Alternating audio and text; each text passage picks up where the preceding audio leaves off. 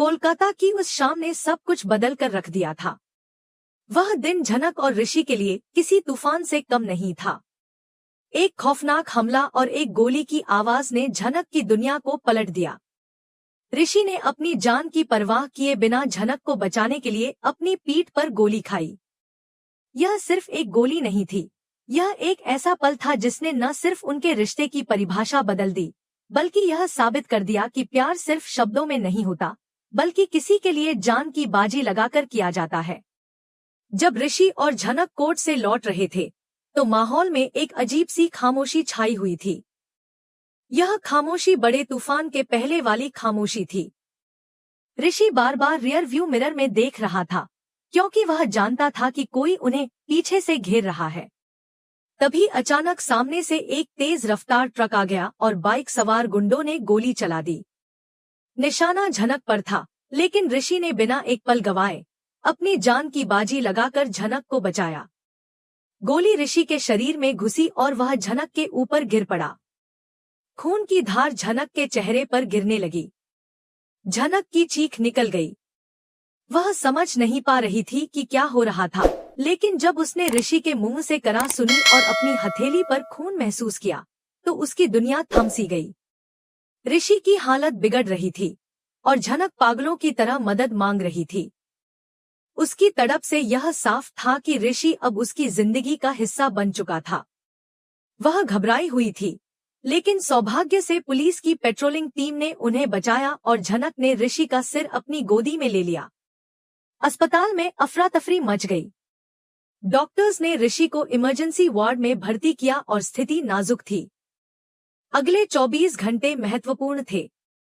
झनक ने ऋषि का हाथ मजबूती से पकड़ रखा था और उसकी आंखों में केवल एक ही सवाल था, क्या वह ठीक होगा? अनिरुद्ध बोस, जो हमेशा झनक के साथ था, ने जब सुना कि ऋषि को गोली लगी है, तो वह चौंक उठा। अस्पताल में पहुंचते ही उसने देखा कि झनक ऋषि के पास बैठी थी, खून से सनी हुई थी और उसकी आंखों में आंसू थे। लेकिन सबसे खौफनाक चीज थी सृष्टि मुखर्जी की मुस्कान, जो यह देख रही थी कि ऋषि का खून बह रहा था। उसने झनक पर आरोप लगाना शुरू कर दिया कि सब कुछ उसकी वजह से हुआ।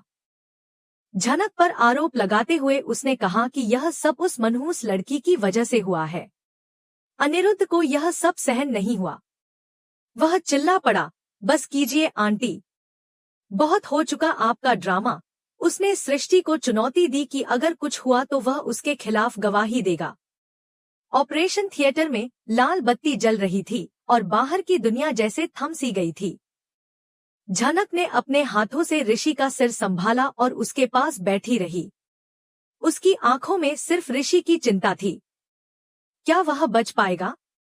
अचानक ऑपरेशन थिएटर से बीप की आवाज गूंज उठी और ऋषि की धड़कन वापस लौट आई। डॉक्टर्स ने राहत की सांस ली, लेकिन झनक के दिल में अभी भी एक डर था कि कहीं ऋषि को फिर से कुछ हो न जाए। जब ऋषि ने अपनी आंखें खोलीं और धीरे धीरे झनक को देखा, तो झनक के आंसू थमने का नाम नहीं ले रहे थे। ऋषि की आंखों में वह सुकून था, जैसे उसने झनक को बचा लिया हो। झनक को एहसास हुआ कि इसने अपनी जान की बाजी लगाकर उसे बचाया।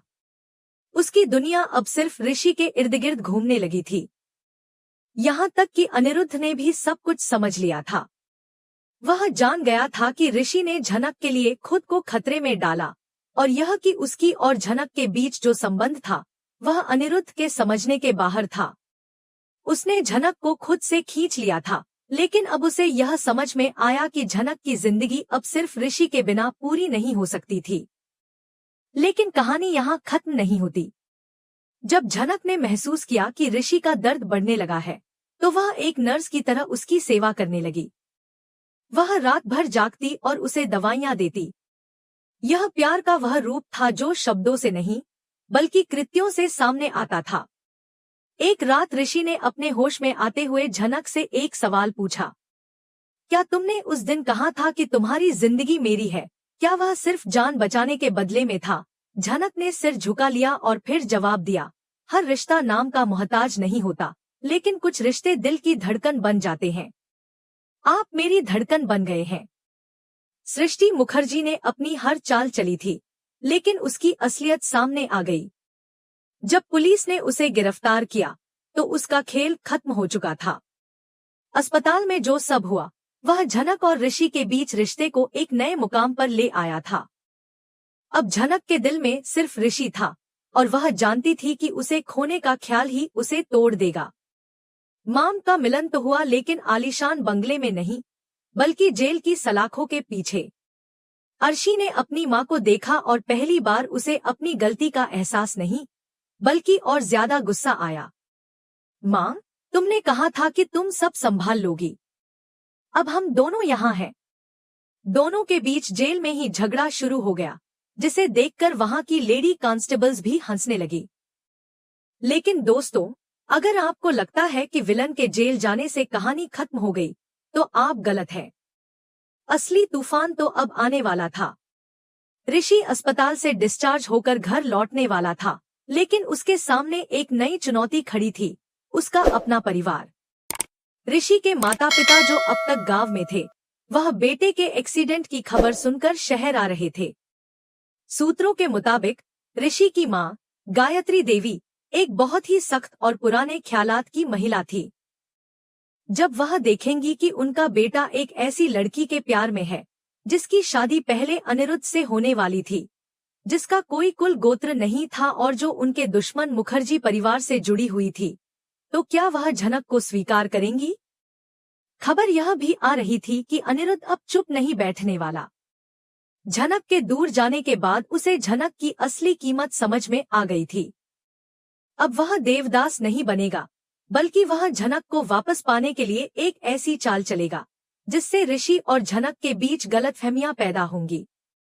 क्या अनिरुद्ध ऋषि के परिवार का इस्तेमाल करके झनक को ऋषि से दूर करेगा, या फिर झनक अपनी अग्नि परीक्षा देकर ऋषि के परिवार का दिल जीतेगी? और सबसे बड़ा सवाल यह था कि तेजस जो पुलिस कस्टडी में था, क्या वह वहां से कोई नया खेल रचेगा? क्योंकि सुना था कि तेजस का एक भाई है जो अब अपने भाई का बदला लेने के लिए शहर में एंट्री मारने वाला था। दोस्तों, आने वाले एपिसोड में आप देखेंगे कि ऋषि झनक को अपने घर लेकर जाता है, लेकिन वहां उसका गृह प्रवेश फूलों से नहीं बल्कि तानों से होता है। ऋषि की मां, गायत्री देवी, झनक को घर के अंदर कदम रखने से रोक देती है।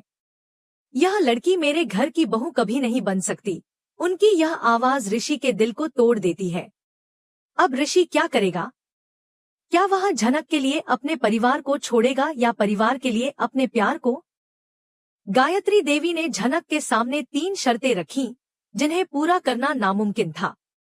झनक को यह सब सहना पड़ा क्योंकि वह ऋषि के प्यार में थी।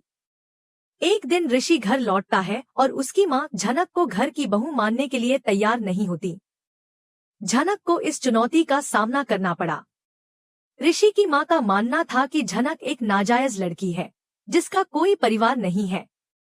वहीं अनिरुद्ध अपनी चालें चला रहा था और उसे उम्मीद थी कि वह ऋषि और झनक के बीच खाई खोद सकेगा। लेकिन क्या अनिरुद्ध की योजना सफल होगी? एक दिन ऋषि और झनक की मुलाकात एक नए मोड़ पर पहुंची। गायत्री देवी ने झनक को एक अग्नि परीक्षा देने की शर्त रखी थी। गायत्री देवी ने कहा कि झनक को यह साबित करना होगा कि वह इस घर की बहू बनने के काबिल है, और इसके लिए उसे 15 दिनों तक घर के सारे काम बिना किसी मदद के करने होंगे। सबसे बड़ी शर्त यह थी कि इन 15 दिनों में झनक को अपना डांस छोड़ना होगा। झनक के लिए यह शर्त मौत से कम नहीं थी, क्योंकि डांस उसकी पहचान था। फिर भी उसने अपनी खुद की पहचान को झंकारते हुए यह चुनौती स्वीकार की ताकि वह ऋषि का विश्वास जीत सके। इस सब के बीच एक और खतरे की आहट थी। झनक को एक खत मिला जिसमें लिखा था कि तेजस जेल में है, लेकिन उसकी परछाई अभी भी आजाद है। अगले एपिसोड में यह खुलासा होगा कि तेजस का भाई विक्रांत शहर में आ चुका था और वह बदला लेने के लिए आया था।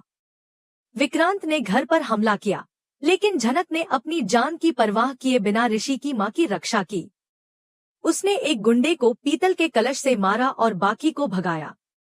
ऋषि ने भी अपनी ताकत का इस्तेमाल किया और अपनी मां को बचाने में मदद की। यह घटना गायत्री देवी के लिए एक आंख खोलने वाली साबित हुई। उसने देखा कि वह लड़की जिसे वह तिरस्कार करती थी, ने उसकी जान बचाई। गायत्री देवी के दिल में अब झनक के लिए सम्मान था। उसने माना कि झनक के कर्म सोने से भी ज्यादा खरे थे। इस सब के बीच अनिरुद्ध की चालें विफल हो गईं और उसे अपनी हार माननी पड़ी। गायत्री देवी ने सबके सामने झनक को अपने घर की बहू के रूप में स्वीकार किया। उसने कहा, तेरी अग्नि परीक्षा पूरी हुई बेटी। आज से तू इस घर की लक्ष्मी है और तेरे वह घुंघरू अब इस घर की खुशियों की आवाज बनेंगे। यह पल ऋषि और झनक के लिए एक नई शुरुआत था। अब दोनों अपने रिश्ते में हर कठिनाई को पार करने के लिए तैयार थे। अंत में ऋषि ने झनक की मांग में सिंदूर भरकर उसे अपनी पत्नी के रूप में स्वीकार किया। अब झनक की पहचान सिर्फ झनक नहीं, बल्कि मिसेज ऋषि चैटर्जी भी थी। इस तरह समाज की दीवारों, परिवार के विरोध और अनिरुद्ध की साजिशों के बावजूद सच्चे प्यार ने जीत हासिल की और झनक को वह सम्मान मिला जिसकी वह हमेशा से हकदार थी। यह कहानी हमें यह सिखाती है कि सच्चा प्यार किसी भी बाधा को पार कर सकता है और सही इंसान का साथ हमेशा जीत दिलाता है, चाहे दुनिया कुछ भी कहे।